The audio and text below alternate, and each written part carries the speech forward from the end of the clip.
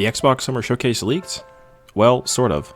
Xbox is gearing up for their next showcase, and today we're going over what's been reported and what we can expect from the studios not mentioned in yesterday's leaks. This reporting comes by way of Tom Warren at The Verge, who reports that the next showcase is set to broadcast on Sunday, June 9th, 2024. The showcase is reportedly going to feature Gears of War 6, Avowed, Indiana Jones The Great Circle, Flight Simulator 2024, and Call of Duty 2024, which is long rumored but yet confirmed to be a Call of Duty Black Ops title, Gulf War.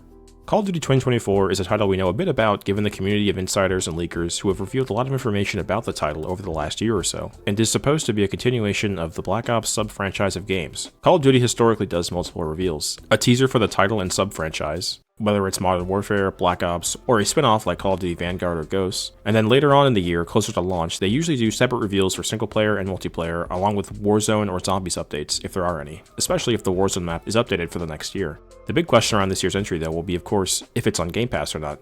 Following Tom Warren's reporting, Insider Gaming also corroborated that Call of Duty would be featured at this year's showcase. The big promise around Microsoft acquiring Activision Blizzard and its suite of studios last year was the debut of some of these titles and featured titles onto the Game Pass service.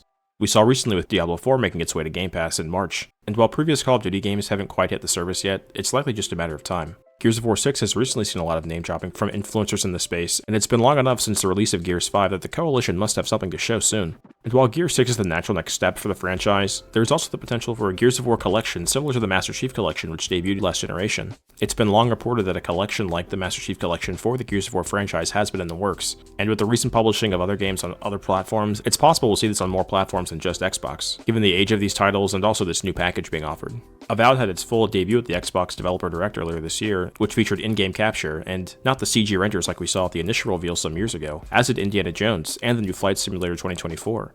I'd expect that the showcase will get more gameplay reveals and less trailers as they show the games off closer to launch. While these are just the titles that The Verge spoke to directly being at the showcase later this year, Microsoft certainly has more up its sleeve. The next iteration of Halo is in the works, though I don't think it's likely we'll see it unveiled at the showcase as Infinite only recently started winding down its live support and moving away from seasons, and they're likely still in pre-production on the next iteration in the franchise. There was a Halo title/experience being developed at Certain Affinity, codenamed Tatanka, and the reporting on this mystery game had it pegged to be a battle royale experience. Still, nothing materialized from this game, and reporting from late last year suggested that Microsoft shuttered the project internally. It's unknown what it is or if it ever will see the light of day. Certain Affinity did recently lay off 25 employees, which roughly accounts for 10% of their studio, the first time in its history that it's had to do layoffs. Still, it seems for Master Chief or anything Halo related, it's unlikely we'll see anything for a number of years for a new entry or even another experience, though it's possible Microsoft has a different experience incubating at a different studio other than 343 or Certain Affinity. A title I am expecting to see more of, though, is the next Doom game. Reportedly titled Doom Year Zero, it's the next entry in the franchise from id Software. Based on the title, I'm expecting something in the way of a prequel, which would make sense if you've played through the Doom Eternal DLCs. The ending of the Ancient Gods Part 2 leaves a pretty good conclusion to the story started in Doom Eternal, and for id, it may have been a more compelling and also easier to go back in time in the lore to tell a different story while still featuring the Slayer. Who knows? Year Zero could be something medieval related. Maybe we'll be wielding swords and shields and riding dragons. Of course, it wouldn't be an Xbox Summer Showcase without Bethesda. Leaks over the last year revealed an Oblivion remake, which is reportedly being developed in Unreal Engine 5 and being developed at Virtuous Games. Unreal 5 being used is interesting given how different the game may feel without the Gamebryo engine jank, but that might have been necessary if Virtuous Studio doesn't have experience with that engine like Bethesda Game Studios does. It would also make sense that Bethesda would have contracted another studio to make the remaster, rather than doing it themselves. While it would have been cool to see them return to their previous work and lovingly bring it forward, who is to say how many original developers from the original Oblivion release in 2005 are still at the studio? And perhaps an even more important factor, Bethesda is likely still hard at work on the Starfield expansion Shattered Space. Starfield was, for better or worse, Bethesda's biggest game release in their history, even over Skyrim. Now that says nothing of the sales, as we know that Skyrim has sold upwards of 60 million lifetime copies and growing. But Starfield achieved 6 million players on launch thanks to Game Pass and also the game's strong sales on Steam for PC. And while time has seen many a video essay on the game's shortcomings for fans of previous Bethesda franchises and newcomers, the game was a big deal for Xbox and Microsoft as well. It probably led to the largest spike in Game Pass subs for a product launch since the service's inception back in 2017. And while the industry at large seems mixed on how good or bad the game is, Bethesda is working on this expansion, and it could be the shot in the arm that the game needs to see renewed interest. The game currently isn't in the top 100 most played games on Steam, and hasn't been for a while, despite their previous entries like Skyrim and Fallout 4 remaining in the top 100 to this day. Obviously Game Pass didn't exist for these titles back then, so the data is an imperfect comparison, but still an interesting point given the reception the game has seen. And like all Bethesda announcements, the elephant in the room though is The Elder Scrolls 6. I don't think we'll see anything Elder Scrolls 6 related for obvious reasons. It was recently announced the studio had begun entering production on the project, and it's still likely 4 to 5 years away. As for Blizzard, it's unclear if Xbox will want to siphon what would be BlizzCon announcements for their showcase this summer, whether that be further looks at the next Diablo expansion, Vessel of Hatred, the Warcraft expansion, The War Within, or updates to existing Blizzard titles. I expect we'll see more Activision Blizzard Game Pass announcements, legacy titles from Call of Duty and Blizzard franchises, perks for existing titles like Overwatch, Warcraft, and more as part of the integration, but less in the way of new game announcements from Activision or Blizzard. It would be cool to see a World of Warcraft console announcement for the Xbox console, as Blizzard already does have native controller support in World of Warcraft, but they may not have the bandwidth to develop this port given the next expansion's launch later this year.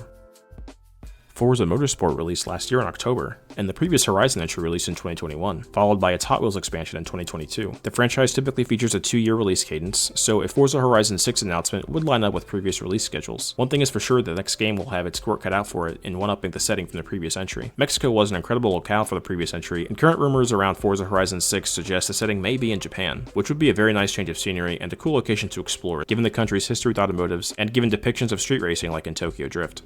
Some titles I would hope we'll see, but not holding my breath, are Fable Reboot and The Perfect Dark Reboot, the debut title from the Initiative, a game touted as the first quadruple-A game, which would make sense given the consistent development hurdles the game has faced since that studio was formed in Santa Monica back in 2018. The studio made some big hires, with industry veterans from Sony Santa Monica, Rockstar, Insomniac, Blizzard, Respawn, BioWare, Naughty Dog, and more.